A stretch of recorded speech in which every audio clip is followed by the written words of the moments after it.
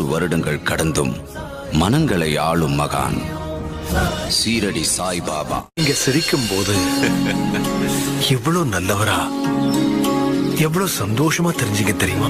ஒண்ணு தெரியுமா, நீங்க ஏன் சந்தோஷமா இருந்தீங்கன்னா நீங்க உங்களுடைய சிரிச்ச முகத்தை பார்த்தீங்க. அதாவது சிரிக்கிற முகத்தை பார்த்தாலே உங்களுக்கு கண்டிப்பா சந்தோஷம் வரும். மத்தவங்க கிட்ட பழகும் போதும் நாம இததான் நினைச்சுக்கணும், இத மாதிரிதான் நம்ம நடந்துக்கணும். நாம கோவப்பட்டோம்னா அவங்களும் கோவப்படத்தான் செய்வாங்க. முதல்ல நீங்க இங்க வந்தப்போ ஒரு ஆள் மேல மோதினீங்க, நினைவு இருக்கா?